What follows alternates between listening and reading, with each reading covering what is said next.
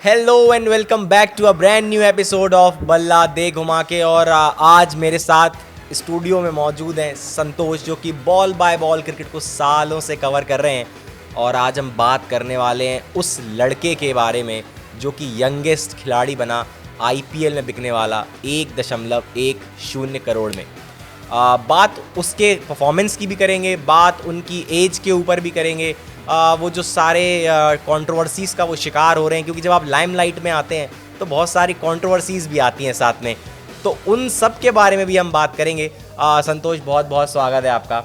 सबसे पहला मेरा सवाल आपसे, जिस तरीके से अंडर 19 एशिया कप में पाकिस्तान के खिलाफ ये जो ख़राब प्रदर्शन दिखा, 1 रन बनाया, केवल 11 गेंदें खेली, 11.11 का स्ट्राइक रेट, क्या लगता है कि एक यंग खिलाड़ी जो कि 13 साल का है, वो जब यहाँ पे ऐसा परफॉर्म कर रहे हैं, चलिए ठीक है, माना 2-4 पारियाँ अच्छी हो गई और रन काफ़ी बना दिए, लेकिन क्या आईपीएल जैसे स्टेज पर जहाँ पे जोफ्रा आर्चर भी होंगे, मिचेल स्टार्क भी होंगे, जॉस हेजलवुड भी होंगे, वहाँ क्या ये लड़का कमाल धमाल कर पाएगा कुछ?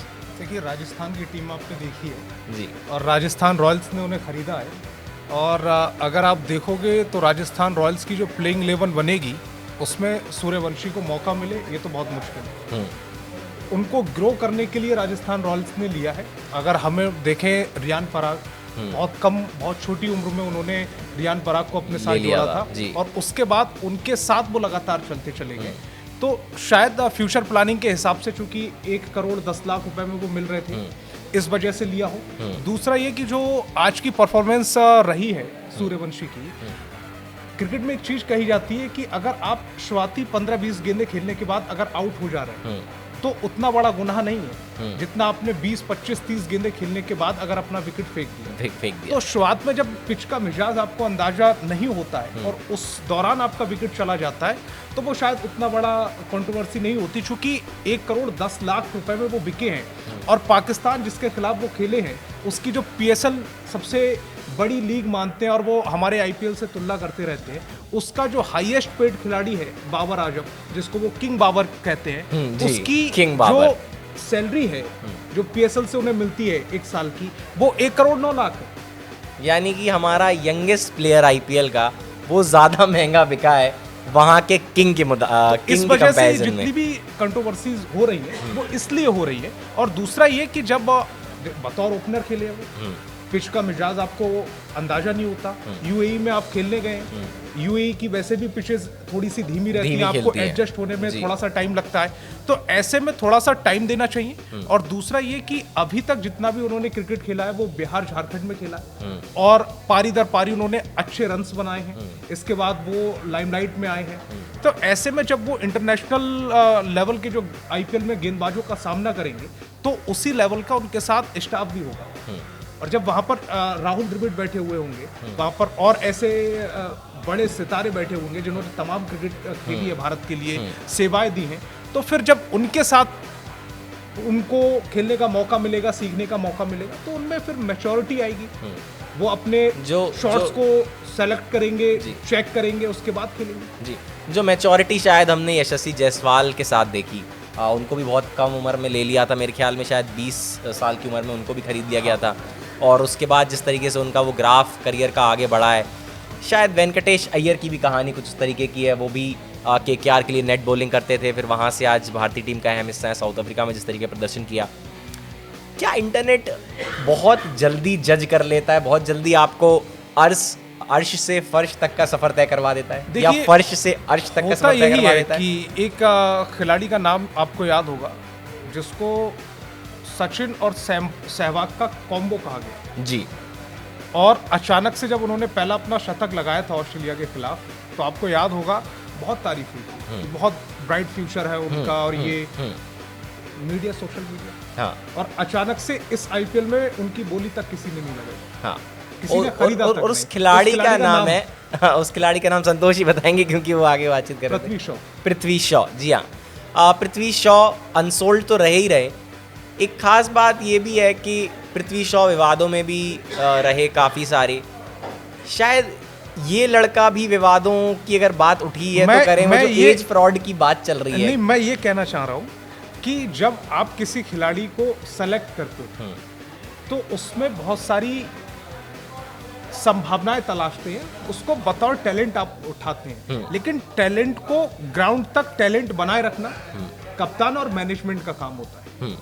उस टैलेंट को जाया ना जाने देना, उसको समझाना, उसको और ग्रूम करना, उसको और बढ़ाना, ये मैनेजमेंट का काम है। जो हमने शायद सीएसके में देखा। हाँ, जो तराशने का काम है कि जो भी वहाँ खेला वो सूर्यवंशी बहुत अच्छा है। बिहार का समस्तीपुर का एक लड़का 11-12 किलोमीटर 13 किलोमीटर का डेली सफर करके प्रैक्टिस करने जा रहा है, और वहाँ पर जाने के बाद आईपीएल में इतना बड़ा उसको प्राइज मिलता है, इतनी लाइमलाइट मिलती है। अब उसको जाया नहीं जाने देना, उसको संभाल के रखना है। इस तरह की जो कंट्रोवर्सीज हो रही हैं कि जैसे आपको सचिन के टाइम पे भी याद होगा कि सचिन को अब संन्यास लेना चाहिए जी। और सचिन और बाकी खिलाड़ियों में जो सबसे अलग चीज़ थी कि सचिन प्रेशर को सोख लेते थे।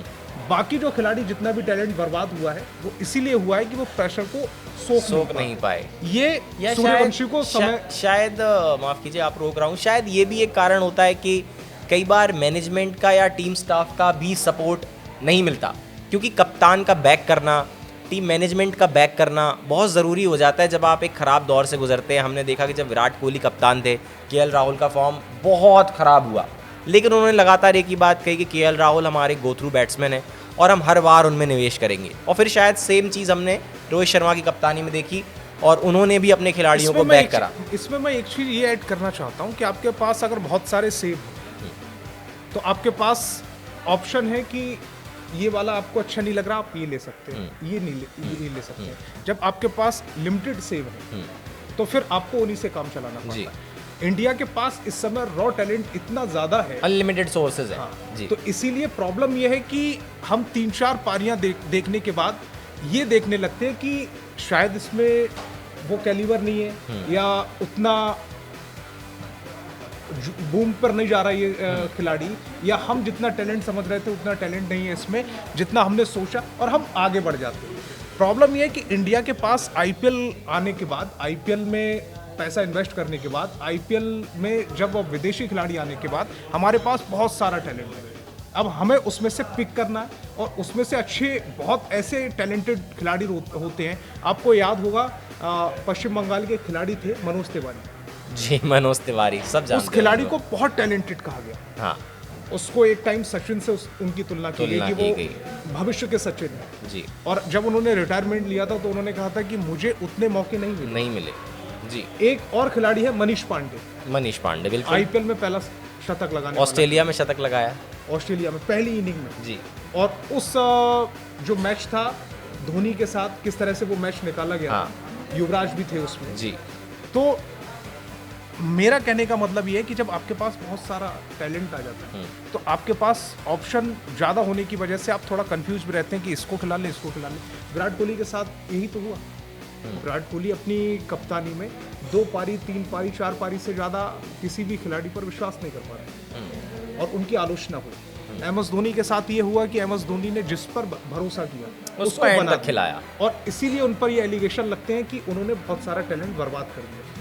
अब जगह है 11, खेलने हैं 11 खिलाड़ी जी।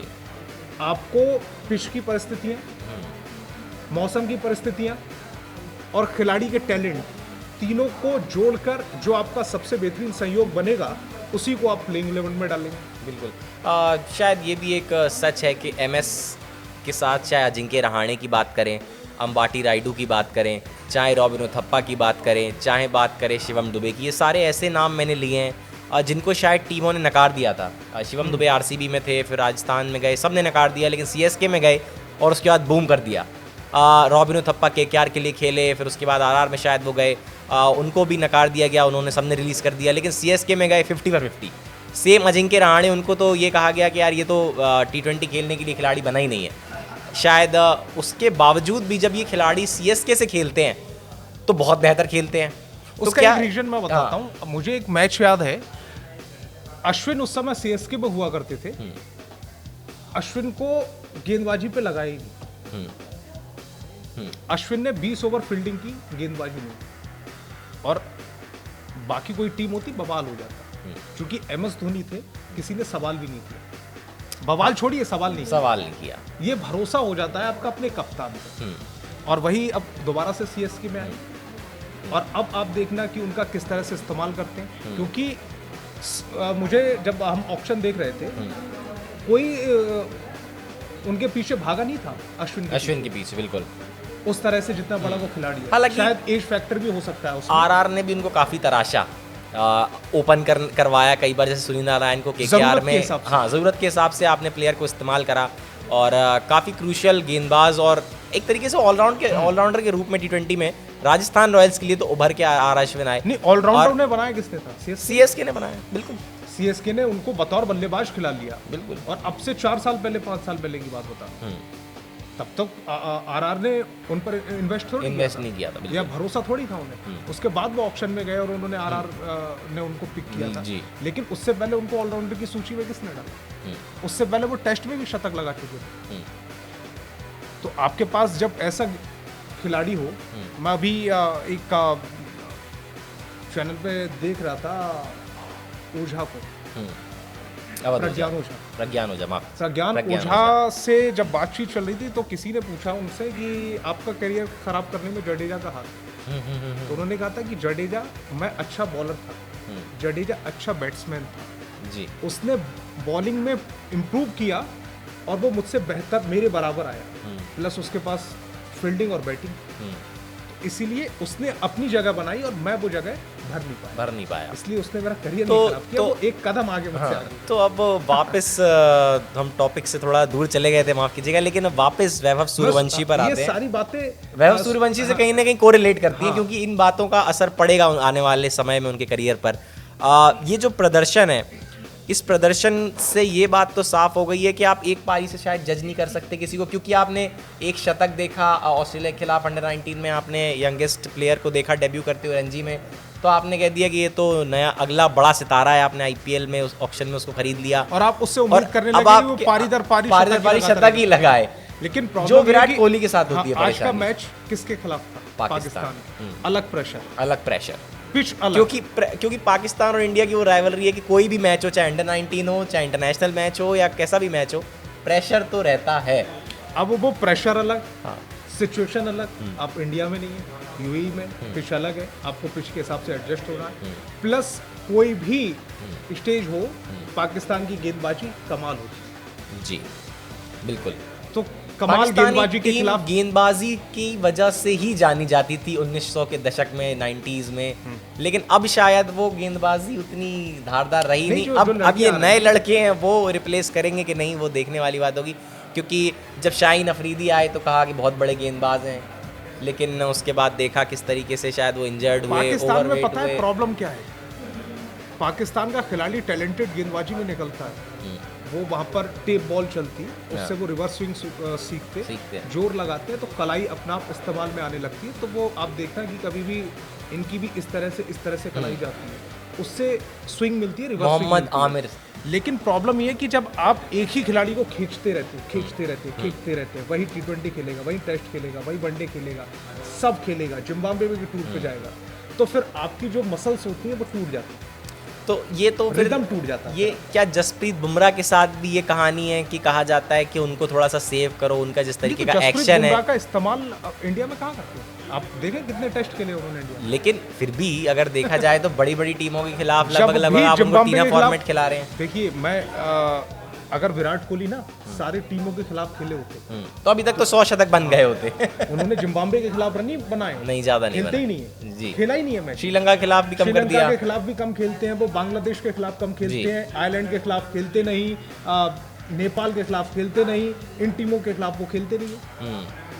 तो सेम चीज जसप्रीत बुमराह की है। अगर वो बतौर कप्तान आयरलैंड वाला टूर ना करते T20 में, तो शायद उस टूर पे भी ना जाते वो, और वो चोट के बाद चूंकि उनको रिकवरी करनी थी और ये दिखाना था कि फॉर्म हासिल करनी थी, तब उनको वो टूर खिलाया गया था।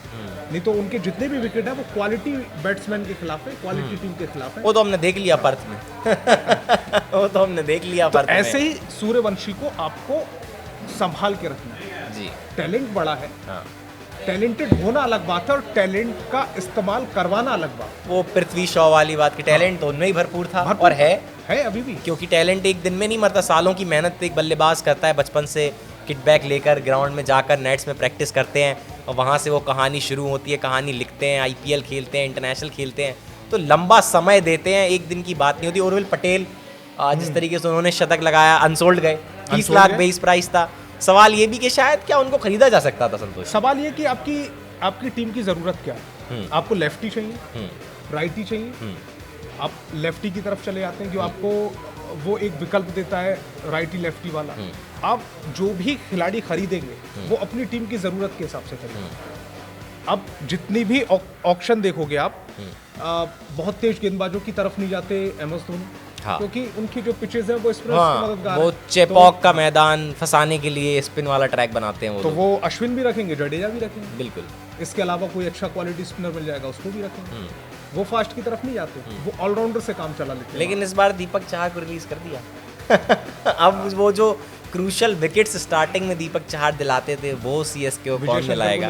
विजय शंकर को ले लिया। लेकिन और सूत्रों के हिसाब से अगर माने तो वीडियो कॉल पर थे पूरे ऑक्शन के दौरान। सैम करन को ले लिया, जी हाँ। अगर चहर का सैम करन का रिप्लेसमेंट अगर देखेंगे, हाँ, तो वो बराबर इक्वली कर लिया एक तरीके से। वो सैम करन ज्यादा बैटिंग में पावर प्रदान कर सकते हैं, बिग हिटिंग कर सकते हैं। हमने देखा है पंजाब के लिए जब खेलते थे कितने बड़े बड़े शॉट्स लगाते थे। पैसे भी बचा लिए इसमें उन्होंने, पैसे बचा लिए 100%। यही स्मार्ट ऑक्शन होता है, यही स्मार्ट मूव होता है। और वैभव सूर्यवंशी की कहानी किस तरफ मोड़ लेगी और कैसा करियर रहेगा ये तो आने वाला वक्त ही बताएगा। ये लेकिन UAE अंडर-19 एशिया कप चल रहा है, इसमें बहुत जो तस्वीर है वो साफ हो जाएगी कि वो कितना टैलेंटेड खिलाड़ी है, कितना उन्हें मेहनत करने की ज़रूरत है, क्योंकि उन्होंने अब तक जितने रन बनाए हैं वो इंडियन पिचेस पे बनाए हैं, बिहार झारखंड की पिचेस पे बनाए, लोकल टूर्नामेंट्स में बनाए। जब आप क्वालिटी गेंदबाजों के सामने आपका आमना सामना होता है, फिर वहां पर आप प्रेशर को किस तरह से हैंडल करते हैं, ये बड़े खिलाड़ी की क्वालिटी जो कि यशस्वी जायसवाल ने करके दिखाया। उन्होंने करके नहीं दिखाया, उन्होंने तोड़ के दिखाया। 0 पर आउट हुए, एकदम से आलोचनाओं का दौर शुरू हो गया, लेकिन एक ही दिन बीत नहीं पाया, 24 घंटे बाद यशस्वी ने बता दिया कि क्यों उनका नाम यशस्वी जायसवाल है और क्यों इसमें एज अ ओपनर खेल रहे हैं। एक चीज देखनी होगी, उनकी जो सेकंड पारी थी बहुत एडजस्टमेंट किए, बहुत सारे एडजस्टमेंट किए, ना सिर्फ उनने बल्कि विराट कोहली ने। उनका तकरीबन स्ट्राइक रेट देखोगे आप 60 के आसपास है, कुछ कमी है, जबकि वो खिलाड़ी 100 से प्लस स्ट्राइक रेट सही बल्लेबाजी करते हैं। तकरीबन जितनी गेंद उतने रन के हिसाब से खेलते हैं। इवन इसका मतलब ये है कि आपको सिचुएशन को सम्मान करना पड़ेगा, और जब आप सिचुएशन को सम्मान करने लगेंगे तब आपके रन बनने शुरू हो जाएंगे। आप इस एटीट्यूड में नहीं रह सकते कि मैं तो जायसवाल हूं, मैं तो मार के ही खेलूंगा, मैंने बेस्ट बॉल को जैस बॉल कर दिया था तो मैं वैसे ही मारूंगा। लेकिन आपने जैस बॉल अपनी सरजमी पर करा था या ऑस्ट्रेलिया की सरजमी थी। और सवाल शायद एक ये भी कि जब आप बाहर जाके खेलते हैं तो एडजस्टमेंट इसलिए भी करने पड़ते हैं क्योंकि टेस्ट मैच तो पेशेंस का ही गेम है। जितना ज़्यादा आप सब्र कर रखेंगे, ये खेल आपको दोबारा मौका देता है, क्योंकि इसमें तो दूसरी पारी होती है और जिंदगी भी देती है।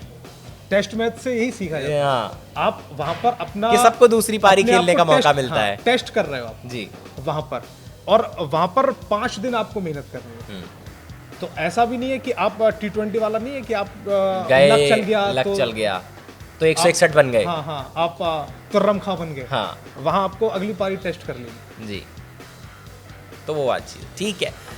बहुत शुक्रिया संतोष हमारे साथ जुड़ने के लिए। और फिलहाल इस पॉडकास्ट में इतना ही कि किस तरफ वैभव सूर्यवंशी आने वाले दिनों में हमें देखने को मिलेंगे, कहाँ खेला करेंगे, क्योंकि जब यशस्वी भी आए बड़ा मुश्किल होता है क्योंकि टीम में जगह बनाना के कौन कहाँ खेलेगा, क्योंकि KL राहुल के साथ हमने देखा कि कभी नीचे खेलते हैं। इसमें इस बार यशस्वी है ना? यशस्वी तो है बिल्कुल, और सूर्यवंशी भी है। हाँ, तो अब वही है कि कौन खेलेगा, क्या पता ये दोनों लड़के हमें ओपन करते हुए नजर आ जाएं, तो वो एक बात बहुत मुश्किल है। जी हाँ, लेकिन देखना होगा आगे क्या होता है। संजू को भी आपको एडजस्ट करना। अब संजू सैमसन ने तो बैक टू बैक इतने शतक लगा दिए कि अब संजू सैमसन को तो एडजस्ट करना ही पड़ेगा।